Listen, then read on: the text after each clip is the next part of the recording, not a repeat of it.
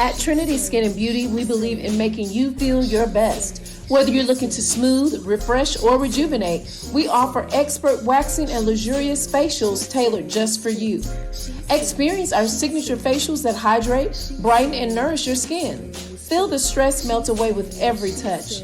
Say goodbye to unwanted hair with our quick, professional waxing services, leaving you smooth and confident. Relax, revive, rejuvenate. Visit Trinity Skin and Beauty today, where beauty meets relaxation. Call Calandra today at 601-953-9476 and book your appointment. And oh yeah, tell them Sonia sent you. She say sports.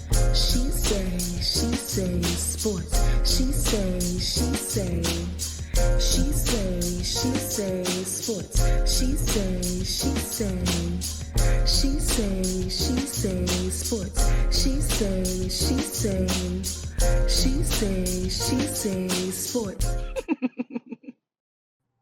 Hey y'all, it's your girl Sonia, and welcome back to She Say Sports.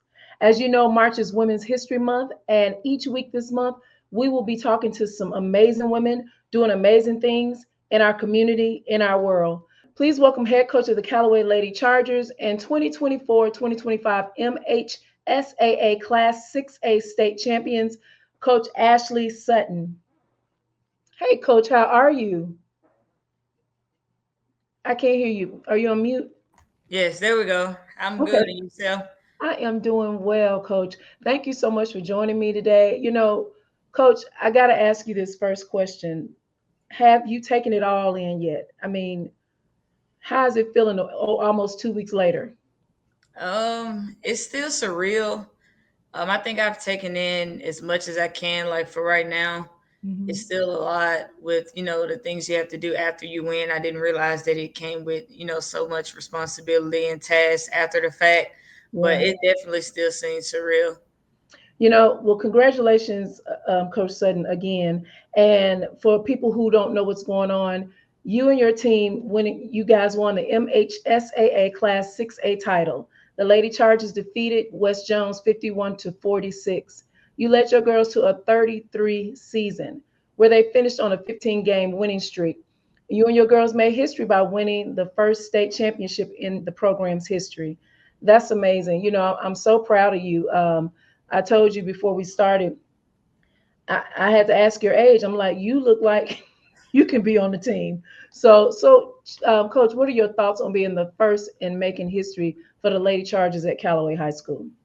It's something that I do not take lightly. It's Mhm. nothing that boosts my head, and in a cocky way. I'm very grateful. I'm Mhm. very humble, and just a grateful feeling knowing that everything that we've put in work for didn't go unnoticed. It didn't go in vain, and just to be able to do it at the same time as making history is awesome, really.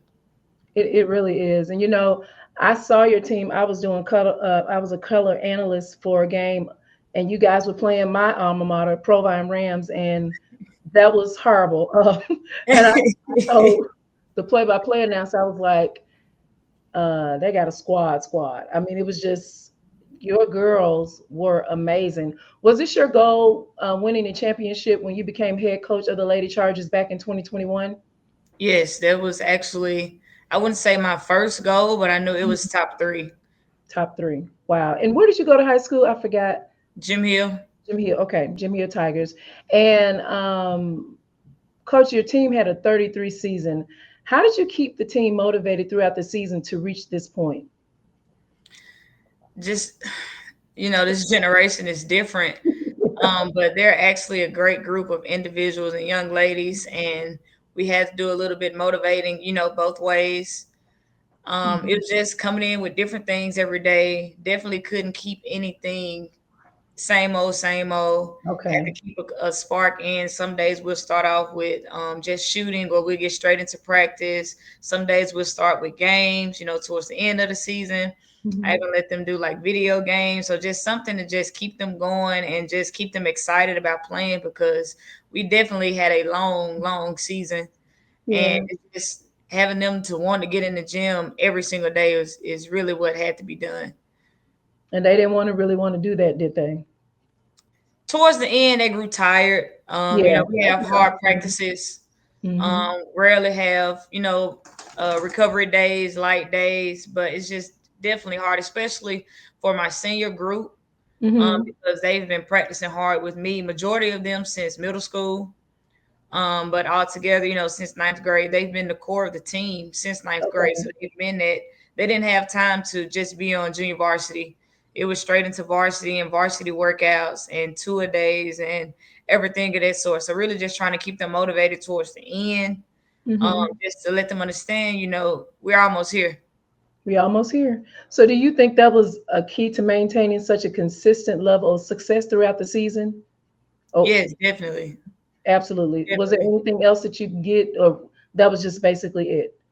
The things that the workouts, the training, and Yeah, and the team bonding, off the court, we try to go to some college games.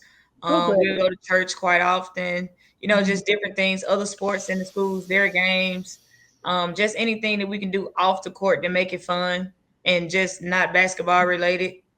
I love it. That's great idea. Great idea. So, besides winning the title, which game or moment from this season stands out to you the most, and why? I would probably say it was a game we went to Hernando, Hmm. and every year I try to put a North Mississippi team on the schedule for a couple of reasons. But the main reason is just so my great aunts they stay up north, my grandma's sisters, and they're pretty much all I have left on her side of the family.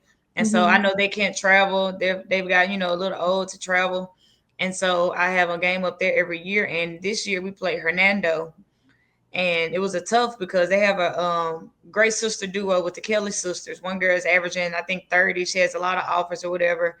And Hmm. we were down 22 in the third quarter, and we came back to win the game by two. Wow. And so at that moment, at that time, like, everybody was saying, well, y'all have it this year. This is your year. And, my brother in law, he's the coach at Clark Atlanta football, but he calls Hmm. it rat poison because it kind Hmm. of gets you unfocused. And so I'm Okay. hearing people saying, this our year, this our year, but at the same time, I'm looking at, okay, what can we do better? And so Hernando kind of exposed us when they had us by 22, but at the point that we never stopped fighting and just showed a different level and type of resilience, that made me say, okay, now we can do this. What did you say to them in halftime on that when they? Well, you probably can't say it on camera. It's based in a nutshell, if I had to wrap it all up, basically, if you're not ready to fight, stay in the locker room. Yeah. If I have to prime your pump, if I have to tell you to dive on the floor for loose balls, if you're gonna have your feelings on your shoulders, if I can't rip you the way I need to, or whatever, Yeah. just basically, I just told them to stay in the locker room, and anybody else that's ready to fight and work hard and claw back into the game, then let's go. I love it. I love it. And they showed up and did what they needed to do. They did. So, who on the team, coach, surprised you the most this season, and in what way? In what way? And will she be back next year? She'll definitely be back next year as a senior, and I have to say, number 4, Trinity Cook. Oh yeah, Um, I remember her. it's funny because her freshman year, she remembers more than I do, but I only remember playing her in one game, and she had to deny Leah Sutton the ball that Danny does in at Raymond. And that's Hmm. really the only thing I remember, that I trusted this freshman to get in and deny one of the best players in the state, the ball. Right. And this summer, she was there. I saw, different spurts of her. And even at the beginning of this season, she really wasn't starting and getting, too many minutes. Like last year, I saw different times where I just needed her, but then the Right. next game, kind of, she didn't get as many minutes, but she really came through for us this year. She played the 4. She's about 5'8", and she's down there battling with the post. Um, Wow. she averaged, I know, about 8 offensive rebounds a game. She's guarding the best player on the other team, hands down. She gives us size. She really showed up for us in that championship game, denying their best player. She held number 2 for West Jones scoreless in the second quarter, which was big. Wow. And she's going to play, now the whole game. She's actually, my most improved player, and she plays with a heart. She's not the best shooter, she's not the best ball handler, but she's top down the best defender, hands down the best defender. And she will knock down the shot. Hmm. She just does everything that we need her to do on the stat sheet, off the stat sheet, and it'll have to go to trend. That's awesome. So, Coach, the message after the championship game, after you guys won 2 Saturdays ago, what was the message you gave the players after that game? That's another that's to have to be edited. But a lot of people, is big on, running back. But I didn't want to go into the locker room with that vibes, Hmm. with those type of vibes. I just wanted to go in the locker room and just yell, like release everything that we've been dealing Right. with and holding on to, the good and the bad, the pretty, the ugly, like all of that. I just wanted to go in the locker room and just like yell. And when I went in there to greet the Right. team, I really came in there dancing, and they started dousing me with water, so I fell and bust my butt. But I let the seniors say everything they needed to say. Honestly, I've been talking all season, and so at the Mhm. end, I kind of let the seniors, have their moment, and Right. they really the ones that took it home for us. How many seniors do you have?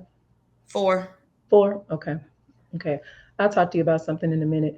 So, Coach, how important was the support of the fans, school, and the community throughout this journey? And I really got to give it up. First, I'm gonna give it up for my family. Mhm. They've been there, through thick and thin. Even when we were 12 and 16 the first year, even when I first got the job. So I hands down got to give it up to my family. An extension of my family, is my church family, my Mhm. school family. The city of Jackson. They really showed up in the semifinals and the finals game. The parents of our players, oh my God, like wherever we Wow. traveled, we had a good amount of parents that came, and they were with the babies 100%, taking off work, leaving work early, just Right. calling in, like whatever needed to be done, extra snacks, even the sisters um, of some of the players. Like it was really Mhm. a big family and a village. And I really think that that really made it easy, especially going down the stretch. They were feeding us, praying for us, just sending encouraging text messages, and, That's beautiful. having signs made and t-shirt designs, and it just was really good to have that support from everybody that really represented, Callaway, especially at the big house. So they came with some big energy. And that makes a difference. When I was at that game against Provine, it was packed. And usually a lot of the girl games are not. It's kind of sporadic. It's not a lot of fans, but it was. I'm talking about it was deep, and I was like, wow. Just looking at it was Ram, fans, but it was a lot of Callaway people in the house. So you're absolutely right. It does make a difference. What does this win, excuse me, mean for the program and the community? Man, for the community and the program, it just means that you do not have to go to these private schools to win, to be seen, to get looked I at. love it. All of my senior guards or seniors, period, have plenty of offers, high ACT scores, high GPAs. A lot of them will be in the top 10 when they graduate. It's nothing that they could want or need. Honestly, we make sure that, everything that they could want or need are met. And so Yeah. you just do not have to go outside of the city to win. You do not have to go outside of the city to be seen. Even without having a better resource that other teams have or other districts may have or the private schools may have, the message is like you can do it at home. You don't have to go anywhere Mhm. else to be successful. It really starts with you and the work that you put in individually. That's right. And it's time what you did, you and your team did 2 weeks ago. This is going to help get JPS back in a place where when I was in school, it was top tier. And it's Right. time to get it back to where it used to be. So with a JPS school winning, that says a lot. And it's a lot, trust me, it's going to be a lot of eyes and a lot of attention on us again. And I'm so happy for that. Last question.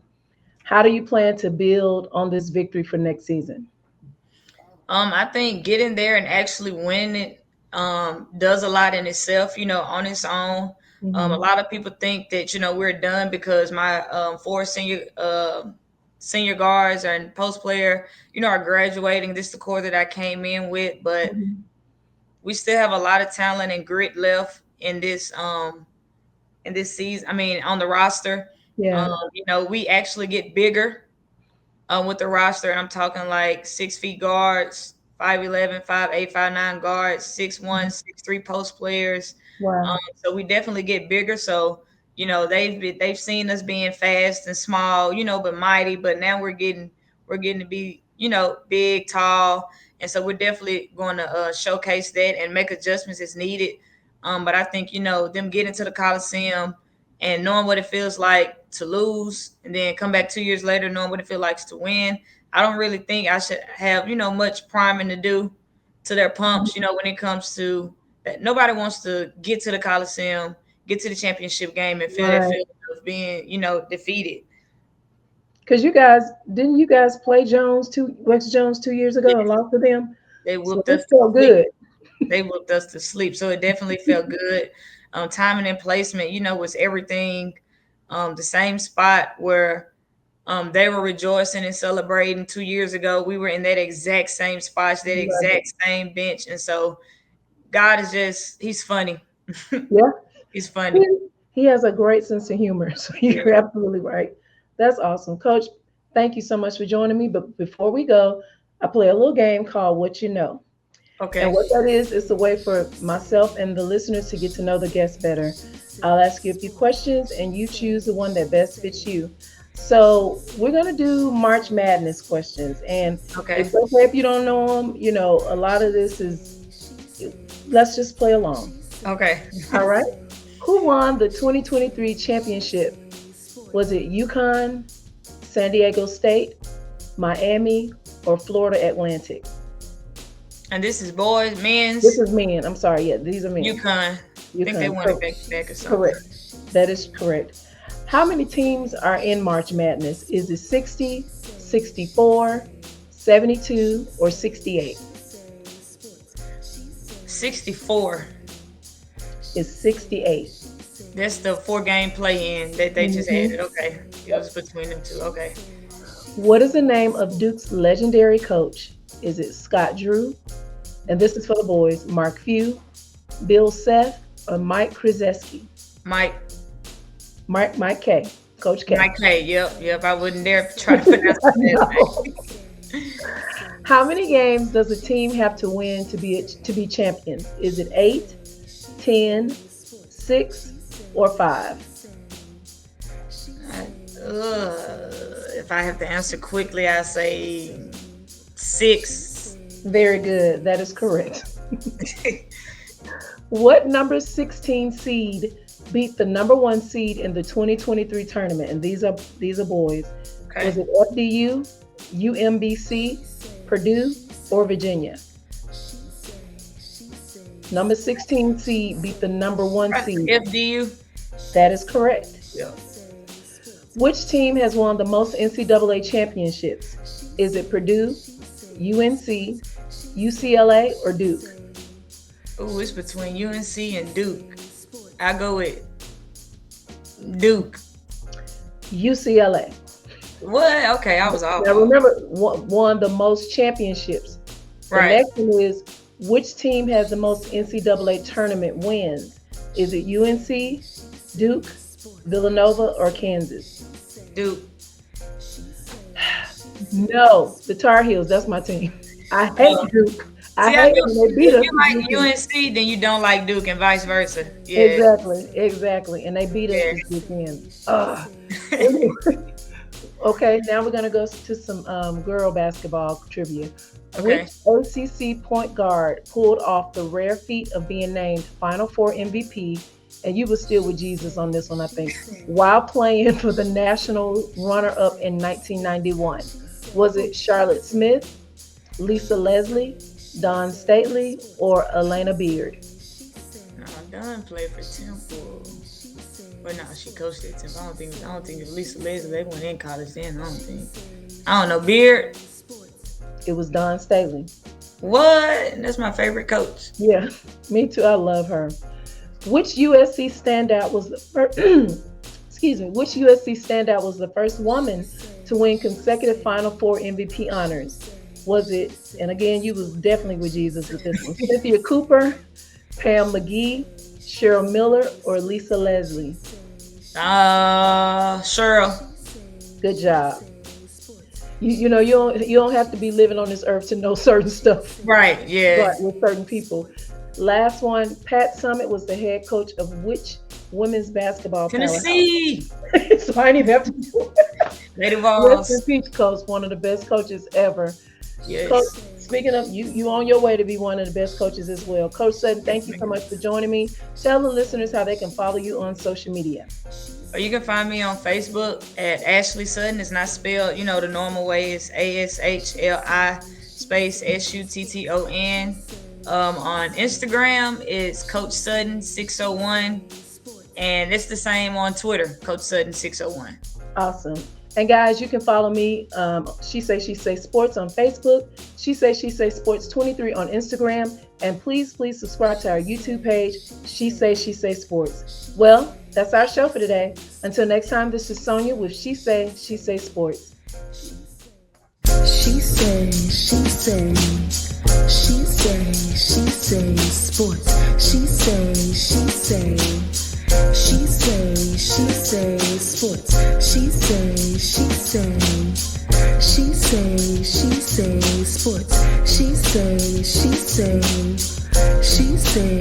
say sports.